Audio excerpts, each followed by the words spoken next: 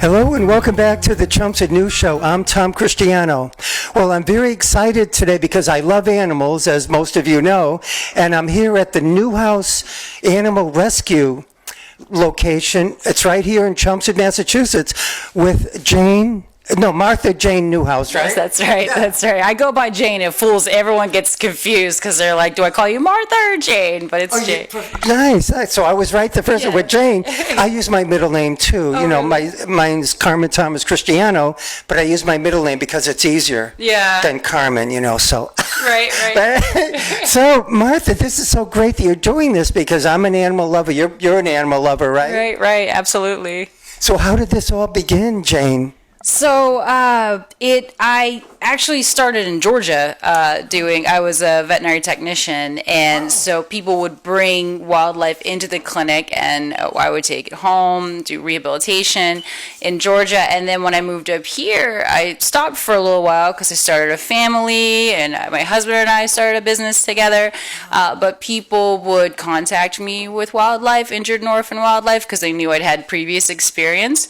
So I decided a couple years ago to get my license up here and to do it I meant for it to be something much smaller, like maybe rehab like a few squirrels, maybe a few raccoons. And once I got licensed and once the social media hit, it kind of blew up and it's kind of taken on a life of its own. But it's been amazing. The need was stronger than I thought, and we've met that need head on. Well, I wouldn't say we've met the need. The need is always going to be there, but my family's been on board, the local community's been on board, and so it's just grown and grown and grown. And so now we have this in-home facility here, and we have the outdoor cages, and we just keep them full of injured and orphan wildlife. So. And I can't wait to see them all. We're going to do a tour after this quick interview of the wildlife that are here, and Jane is going to show me all around. So, Jane, how long did you say you've been doing this with this formal rescue organization? That's right. Well, as Newhouse Wildlife, it's been 2 years. 2 years, yeah. And so the state has kind of licensed you, right? And they come in periodically for an inspection. So there's environmental police that will come by. Like it's surprise inspections. It's nothing that's like noted or they let you know ahead of time. So we've had the environmental police come by and take a look. So yeah. Wonderful. And how about the town? Are you licensed with the town, or the Board of Health is? The Board of Health, our permit is with the state, so the state oversees what we do. We did pull a building permit to build this, and that was inspected by the electrical inspector, plumbing inspector, and building inspector. So that's all been inspected. Wonderful. And could I ask about how you maintain all this? That is the funding. Who funds it all? Oh, it's all the community. It's like 100% community funded. So when we first started this and I stepped down from working with my company, my husband said, "I don't mind if you're taking this on head on, but we can't go broke doing it. So we're investing our time. If you can find the funding to do it, great." And so that's what we did. We went to social media, but the community knew what we were trying to do, and that's how we've been able to get as big as we have. The community has been incredibly responsive. Anything we need, we let people know, and our needs have always been met. So how do you let them know exactly? Like, do you post it on Chelmsford News, or do you have your own website, or both? We have our Facebook page, which has been really popular, and we'll do like an Amazon list if we have things that can be purchased on Amazon. And like, for example, Sunday I posted a list of everything that we needed at 7 o'clock. There were probably like 30 items on that list. By 8 o'clock, an hour later, everything was purchased. You're kidding. People were contacting me. "The list is empty, Jane." I'm like, "No, I just filled it." And I looked, and 2 days later, boxes showing up at the door. It's amazing. It's always so. It's not only helpful in that I know that we've got the funding, but it's just knowing that the community has your back, knowing that they believe in what you're doing, they support what you're doing. It makes it all worthwhile. I think that is fantastic. I had some idea that the people in Chelmsford and Massachusetts were generous, but I didn't know they were that responsive and generous. Well, people love animals, you know, and they see it. So we're like trying to update everybody so they can see some of the patients we have here and update everyone on what we're doing. And I think that's helpful too. Like I try every day to let people see pictures of the animals or tell them the stories of the animals that have come in. And I think that in that way people connect, but also it's people are learning because we try and educate people on some of our local wildlife and things like that. And people appreciate it. People come in here and they'll have an animal. They're like, Jane, I knew what to do because I follow your page and I watched the video on what to do if you find a squirrel. I knew not to feed it. I knew to keep it warm. And so it's great. It's really nice. I have to look at those pages more often. So your Facebook page, what is the exact name of your Facebook page? It's Newhouse Wildlife Rescue of Chelmsford. Newhouse Wildlife Rescue of Chelmsford. Yeah.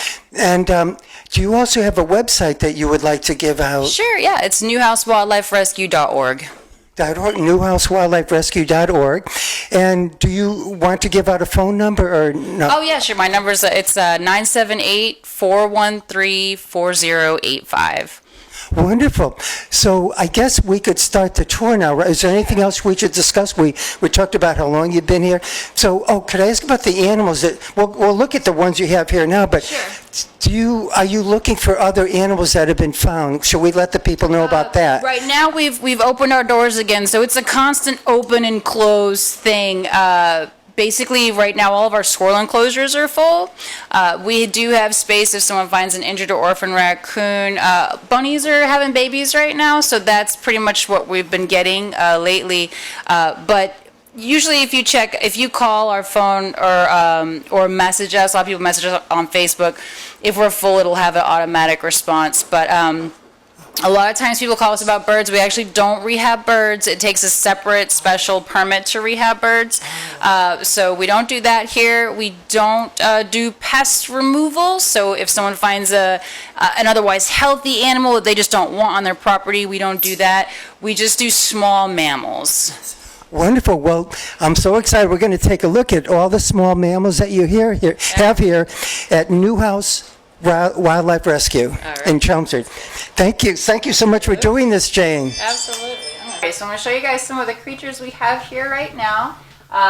In this incubator here, I have a baby bunny that came in last night.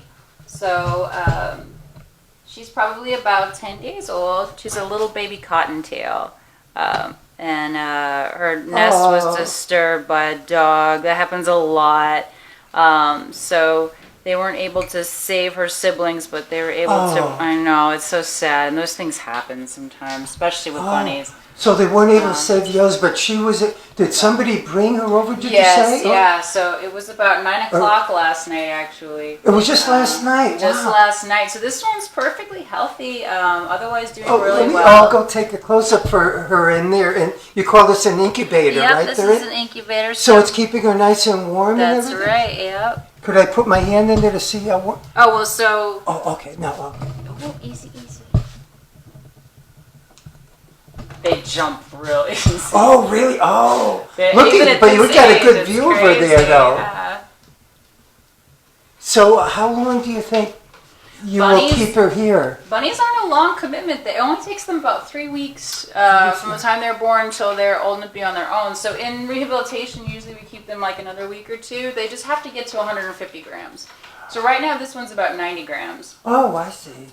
There's another one I received a few days ago that she's about 60 grams. And we'll be able to put these two together once this one catches up a little bit. But this is from a separate family? Separate family. Wow. So this and one... Someone else brought this one, right? They look very similar, obviously, because they're both cottontails. Cottontails. And is he about 90 grams too? This one's smaller, actually. That's why I didn't put them together. This one's 60 grams. So this one went a few days without mom. They weren't sure if the mom was coming back or not, so they put like a tic-tac-toe pattern with floss over the nest, which is something we tell people to do. And they realized she wasn't coming back, and so they were able to save this one. And this is another lone survivor. The siblings with this one didn't make it, but the nice thing about this is when we get enough together, we can bring a bunch of orphans together and they have siblings. They're not raised alone. Oh, nice. And then you release them out into the wild when they're 150 grams, you said approximately? 150 grams, yeah. So, and then they just go on their own, Yeah. and they know how to survive Cottontails are pretty easy. instinctually? Yeah, as long as that we don't raise them alone, and then once they're weaned, we kind of let them be. We just give them food and water, but we don't touch or handle them at all. They naturally become fearful. They naturally want to eat clover, grass, weeds, things like that. So it's pretty readily available for them. So there's no training or anything really necessary for them. Nice, wonderful. I hope they do so well when you release them. Oh, yeah. I love seeing them in my backyard. Oh, yeah. The cottontails, I guess they're called. Right. Yeah. Yep. That's right. They're adorable. They're super. But so you have another empty Yep. This one's one here. available right now. incubator. And what's this thing there? Baby so worm. There's this is another incubator. I have an adult rabbit in here. I'm not gonna pull her out. She just came in. Actually about an hour before you got here. So she was attacked by a cat. She had a lot of lacerations Really? on oh my her. God, the Yeah, poor thing. yeah. So somebody brought her in as well? So yes, a woman just brought her in from Chelmsford. Actually, she came from Chelmsford. Yeah. So she was walking her dog, and the bunny came over, and her dog kind of held it still, but her dog wasn't the one that injured it. But when she brought it here, and her and I were looking at it, it just had multiple lacerations. So it happens sometimes. A lot of times, cats will get to them or get hit by a car or something. But otherwise, she's able to move all of her limbs well, so that's good. So we just have to close up the wounds, get them clean, get her on some antibiotics, and fingers crossed, we should be okay. I hope so. And could I ask, how many hours a week do you devote to this? Oh gosh, Or is it hard to say? So luckily, I have volunteers. So for me, it's probably at least 60 hours a week. It's, Really? Oh my God. Very early in the morning. It takes 4 hours just to do the morning routines on everybody. So some of these 4 animals, hours? Yeah, all their cages have to be clean. Everybody's going to get medicated. Baby bunnies, these guys just open their eyes, but before their eyes open, they can't even urinate on their own. Like they have to have help. They have to be stimulated. So, Really? Oh my yeah, God. so they need a lot of hands-on attention. So you have one or more volunteers? So we have 3 volunteers that come here and help with the feedings. One of them is a permitted wildlife rehabber in Lowell. But they have helped me for the past 7 months. They have through the whole baby season. They're amazing, and they come here and they work for free, cleaning cages and feeding animals. Amazing. They're wonderful. Are these young people or adults or? Full age ranges, actually. Wow. Yeah. Isn't that fantastic? And you devote 60 hours a week, maybe? Yes. Plus, you have children, did you say? Yes, I do. Yeah. I don't know how you do 2 this. kids. It's crazy, It's but amazing. I enjoy it too, so it doesn't feel like work. But it's the first thing I do when I wake up and the last thing I do before I go to bed. So it definitely keeps me busy for sure. But we didn't talk about it before, but did you set up a foundation so that you could actually make a living from this if you don't already? That is, to get paid for all of the time that you put into this. Talked about that. We're trying to get a 501c, and when I had an attorney here, they were talking about trying to make it paid at some point. Right now, it's not. Hopefully, one day it would be somewhat. I don't expect that I will make what I used to when I was doing general construction, but I think right now I'm just happy that it's not coming out of my pocket, that we're caring for them, that the community is handling like all the funding for their needs. So right now I'm really happy with that, and I think the sky is really the limit, you know. Right.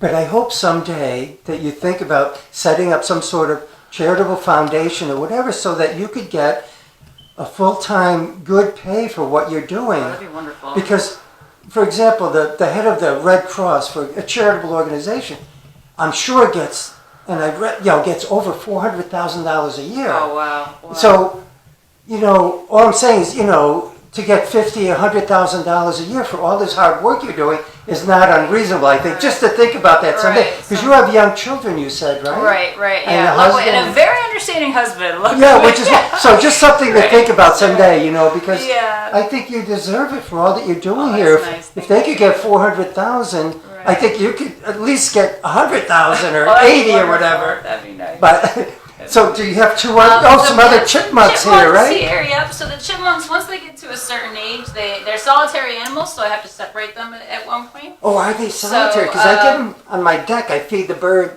I feed them bird seed. Yep. But it's true, they don't come in twos. They're just. They're I mean, usually.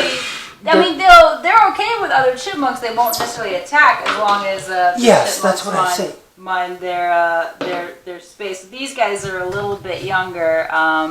They're kind of at the age now where they don't really want me handling them. Because they're getting older. They're getting a little bit older. So, but they're still formula fed. So they still will tolerate me coming in there. But I don't usually pick them up to feed them. I usually just give them the syringe from inside the cage. Oh, I see. Without picking them up. Yeah. Because you want them to get acclimated, not to humans, but exactly. to not That's always the trick. be fed by humans. That's always the trick. So you actually have to feed them, or your volunteers via a feeding tube? With a syringe. A syringe? We have a special syringe with a tip on it. And then you have, looks like 2 over here, right? There's 3 in that cage.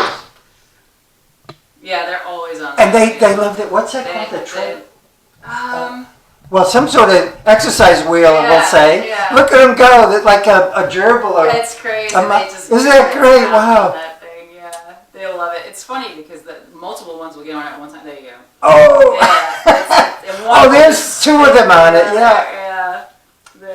They love that thing. They're beautiful animals, I think, the chipmunks. They are. I think their markings are cute. amazing. It's funny because we've learned that in the morning we have to give them their formula before we feed them, because if we give them food first, they'll stuff their cheeks so full, and then when we try to give them formula, they have to actually spit out the food that's in their cheeks. It's Every animal has their own unique little thing, I see the chipmunks filling their cheeks with my birdseed almost every day. They go right back to their den. Yeah, and then they must have built up a nice store for the winter of the seeds, right? Oh, sure. Because they fill their cheeks, then they run down the stairs and hide the seeds somewhere. Dens, yeah, it's pretty awesome. So you have some beautiful, I call them cages here, right? Oh, look at this beautiful red squirrel or something. Yeah, so it's red squirrels in here. I have to be cautious because these guys will run. Oh, they will. Oh, yeah. Red squirrels are very feisty. They're the redheads of nature,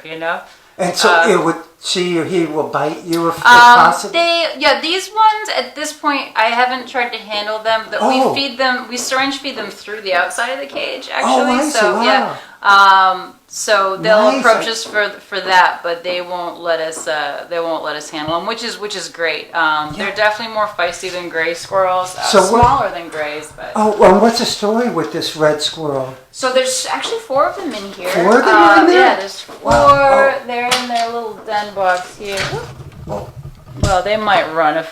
You could close it if you want. Thank you. So there's 4 in there. You have a beautiful. 4, Did you build that den box?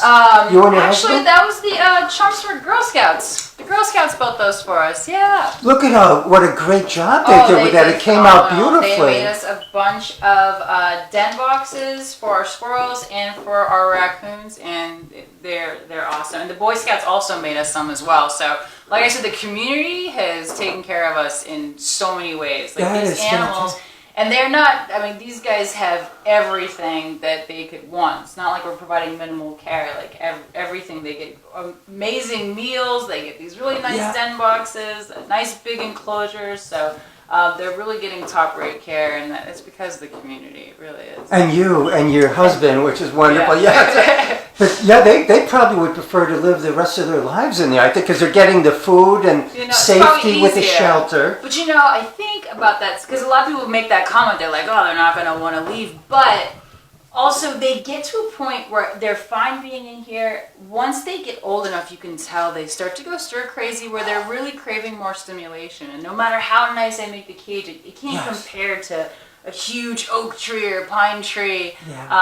These guys, they love to run. They love to jump. I'm sure people see them going through the trees, and there's that I can't emulate, Did you say where they came from? These guys came from a basement in Concord. Something must have happened to their mother. The lady found them in her basement, and they were all thin, very dehydrated. So she wasn't really sure what to do with them, and I was just able to go down there and just pick them up. They were pretty weak. Yeah. And how did she hear about you? Are you one of the closest wildlife rescues in the whole area? No, there's a bunch of us out there. I think people can go to mass.gov and find wildlife rehabbers. Also, I think under Google, we come up a lot of times if people are searching in this area.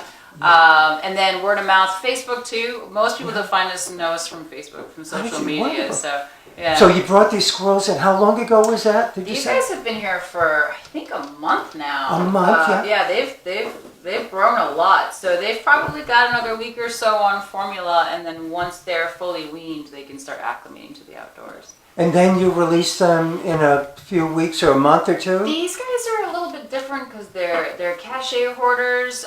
They're a little different than gray squirrels, and they tend to store everything they need like in one place for the winter. So there's another rehabber that I spoke with who has a very large enclosure that they could actually stay in for the entire winter. So they're probably going to end up getting transferred to her. Nice. It's great. There is a wonderful collaboration of rehabilitators in Massachusetts. There's actually 3 rehabilitators here in Chelmsford. Really? Yeah, Mary Petrino. I'm sure a lot of people know Mary. She's, I thought she was with you too. Oh yeah, so we all work together. Oh, I see. Yeah, so I'm actually babysitting one of her skunks. I'll show you in a little Oh, bit. really? So, Wow. Yeah, it's super cute. But we all work and collaborate. So, like, if I find skunks, Mary's got a lot more experience than I do with skunks, so they would go to her. Like, for example, we got a call in Chelmsford about a skunk that was stuck to a rat trap. Like, the rat trap was around its head, I think. And I called Mary, and we went together. And Mary has so much more experience than I do with skunks. And so I was with another volunteer of mine, and I was trying to make a game plan. I was like, okay, you stand there, I stand here, because we're all terrified of getting sprayed. And I'm making this game plan, and Mary, who's been doing it forever, just walks up to the skunk with a carrier and just scoops it right up. It didn't spray or anything. Wow. I was amazing. amazed. Yeah, but this woman's been doing it way longer than I have. She's got so much more experience, and the neighbors were thrilled we were able to help the skunk without, it spraying the neighborhood. So it's great to work with different people and pull from different experiences for the betterment of the animals. Yes, wonderful. Well, I'm looking forward to seeing that skunk pretty Yeah, soon. And how about in this next cage? So What do we have in gray here? squirrels in here. Oh, gray squirrels. Yeah, so they're all kind of sleeping, but they're a little... There it Here comes. you go, come here. So this one I've had since it was a pinky, which is like when it's still pretty much see-through. There's no fur on it. That's why he trusts you, so you could hold him like Right. that? So this one's still formula fed, so it's not afraid of me just yet. These guys... He's not afraid. That's great. I like that.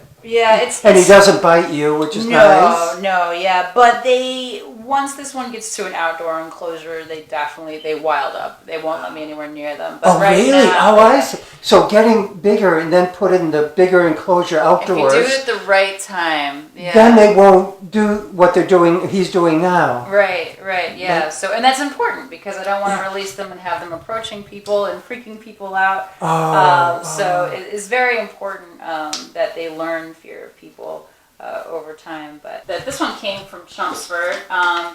He came from St. Joseph's Cemetery. There's a gentleman that works there that's a big supporter for us, and he found this little guy. So we treated him for mange. He's been cured of mange. It's going to take a little while for all of his fur to grow back. But he had a really large load of parasites. It's really? Coccidia, yeah. So we have the ability to test their feces for parasites, which is really important because this little guy was just riddled with them and essentially just being eaten alive. He had them on his skin, he had them in his intestines. So we cleared him up, and once he wasn't contagious anymore, he got some buddies. So it's nice because none of these look at them. Are they playing with each other? They do. None of them are related, but they're young enough that they still cuddle up, and it's important for them because they bond with each other and not us. That's why it's really important not to ever raise a single. Because some people think, I found a single baby, I can raise it and release it, but you really can't because a baby squirrel that was raised with people won't even actually move like a regular squirrel. Like how regular squirrels move really quickly. I've seen it firsthand. Like they don't know they're a squirrel. They don't move quickly like a squirrel. They're not very alert to what's going around. So it's very important. Also, if you've ever seen them any animal when they're a baby and they get next to one of their own kind, they're just so much happier. Yes. They just love. Oh, isn't love that little one? buddies. So you release those guys in a month or two or whatever? So yeah, so those guys these guys will probably stay with us for the winter. I'm going to see kind of how quickly it gets cold, it just depends on when they're big enough. But they're my youngest group of grays right now. Oh, nice. Well, they look nice and happy and healthy. Oh yeah, they're. Oh, we got this big. It's like a big dog carrier down there. This is where Mary's skunk is that we're babysitting. Let's see if I can get her out. So she's got a little cold. Aren't you worried about getting sprayed? So this one, as long as you keep their tails tucked under them, they can't spray. Oh, good idea. But also when they're younger, they're not as afraid. They're not as apt to spray. When they're older, they're just absolutely terrified by people. They know they're not supposed to be around people. This one, very late bloomer. It's very uncommon for them to be this young at this time of year. So Mary got it because it had some difficulty breathing. And so she took it to Tufts, and they've been treating it with antibiotics, and we're treating it now while it's here in our care.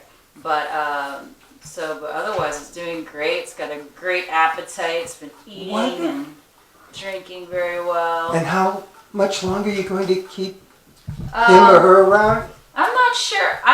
Mary may have to overwinter this one. Oh. She would know better than me. I wouldn't know what to. I don't know that this one could be released this late in the season. So I imagine it's going to be an overwinter. But that's amazing. I had no idea you had a skunk in here, which is good because then the scent wasn't prominent, that's for sure. Yeah. Oh, we have a beautiful cage over there. Did you build that one? No, this was on our Amazon list, and one of our followers purchased it for us. And this is another. That's a beautiful. I love it. Yeah. And what's it on Amazon? What's it called? The cage for? What's in there now? Gerbils. Gerbils. It's for a chipmunk right now. There's one in there on the wheel. They can always be found on those wheels. Oh yeah. Nice. So there's a chipmunk in there now. We can't see him too well, but there he is. There. This is a beautiful enclosure. What does that go for? Like $100 Yeah, or more? it was about $100. It had to be put together, but wow, that's great. Though you could, like it. if you have $100, you could do it.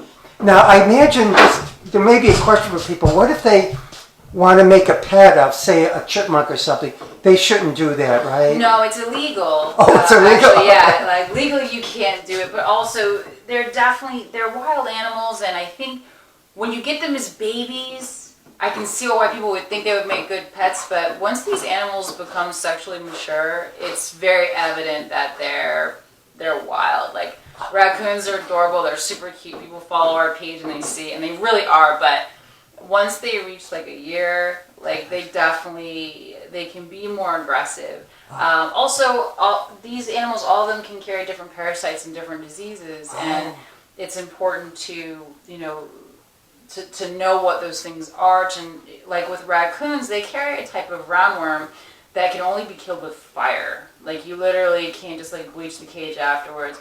And that roundworm, though they can function with it, can cause death in people, other animals. So so I've received raccoons that people have been like, oh, we found it. It's been in bed with my son who's been cuddling it. My dog's been playing with it, and it's actually, I'm thinking, no, Yes. Well, I don't want people to think of them only as rabies vector species because it's actually not common for raccoons to have rabies. So, we really want to let people know that they are animals with feelings, and they're really interesting, and they're creatures that should be respected, but at the same point in time, I don't want to make people feel like these would be great pets and that you should approach any raccoon that you see, because there are things to consider. There are diseases and things like that.